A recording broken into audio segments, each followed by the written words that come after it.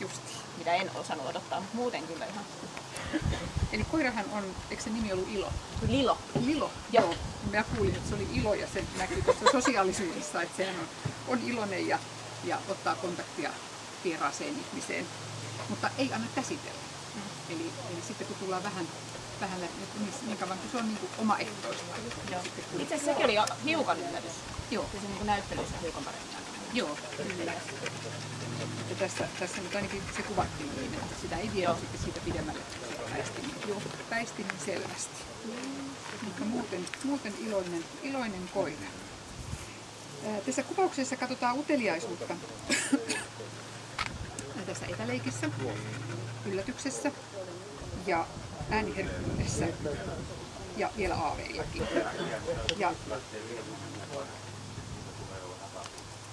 Ja etäleikissä tuolla saapuu avustajan luo epäröiden ja viiveellä. Eli se käy siellä, vaikka se pitää sitä välimatkaa sen verran paljon. Sitten tuossa yllätyksessä menee haalarin luokkuohjaaja tukun kyykyssä ja houkuttelee koiraa, aikaa kuluu sen verran. Ja ääniherkkyydessä se on paljon nopeampi. Siinä se uteliaisuus voittaa, se menee sinne jo silloin, kun sä oot edennyt siihen puoleen. Ja aaveilla siellä se ei tule ajoissa. Eli siinä on voimakkaampi reaktio sillä tavalla, että se uteliaisuus ei siinä voitu tai halu lähestyä niitä, ei voita sitä pelkoa, mikä siellä näkyy niissä. Ja pelkoa kuvataan haalarilla, räminällä ja ahaveilla. Ja väistöliikkeet on haalarilla ja siinä räminällä. Se väistää, mutta se ei käännä pois katsettaan siitä, että ne väistöt ei ole edes kovin suuria. Mutta sitten tuolla aaveilla, siellä sitä pelkoa tulee enempikin esille ja se peruuttaa sinne sinun taakse ja siinä on yksi jo vähän semmoinen voimakkaampikin reaktio, jonka varmaan tunsit siellä, että siellä käsissäsi. Eli siinähän osoitti sitten pelkoa enempi kuin näillä muissa kohdissa. Mutta ihan selvästi sinun tuella pystyy sitten niin palautumaan nopeasti ja sitten sieltä se uteliaisuuskin tulee sitten sillä lailla mukaan siihen auttamaan. Aggressiota me nähtiin aaveilla, mutta ei täällä etäleikissä eikä haalarilla.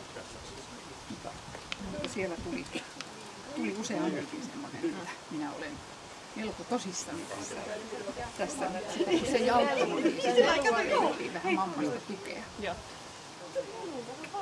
Jäljelle jääviä reaktioita haalarilla ja tuossa räminällä, se miten me onnistuttiin siinä pelottelemaan, niin haalarilla sitä näkyy enemmän pelkoa, haalarilla näkyy myös jonkin verran kiinnostusta. Räminällä näkyy vähän pelkoa, mutta siinä ei kiinnostusta sitten enää ollut mukana. Se selvitti niin kuin ihan selvästi nopeammasti kuin tuo haalari. Kyllä, kyllä. Ja leikki alussa ja lopussa. Sillä katsotaan vähän sitä, että miten tämä rata on kuormittanut sitä koiraa. Niin se leikkii ja tarttuu voimakkaasti tuossa alussa. Leikkiminen on voimakasta, sehän tulee ja tarttuu täydellä suulla siinä alussa. Mutta sitten lopussa niin se vesi tuli ja mielenkiinto oli muualla. Ja varmasti siihen vaikutti jonkun verran tämä ratakin sitten, että leikkihalu oli ihan yhtä suurta, mutta se kiinnostus siihen patukkaan ei enää säilynyt sitten niin suurena ja me ei nähty siinä sen tarttumista sitten ollenkaan. Muita reaktioita.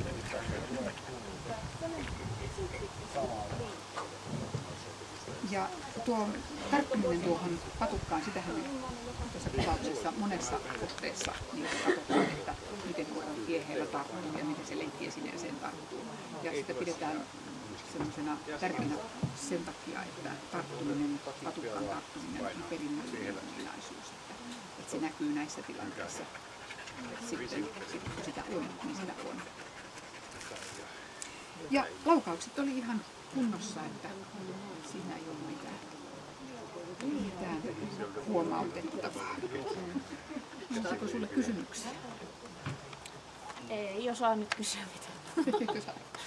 Täällä kuvauslomakkeessa on nämä ruksit. Ja täällä lomakkeen takana on sitten tämmöinen ohje, josta voi katsoa, mitä ne ruksit tarkoittaa. Ja minä onnittelen läpimennessä NH-kuvauksesta. Kiitos. Kiitos kun tulit kuvaukseen ja annan nämä paperit täältä mukaan. Ole hyvä.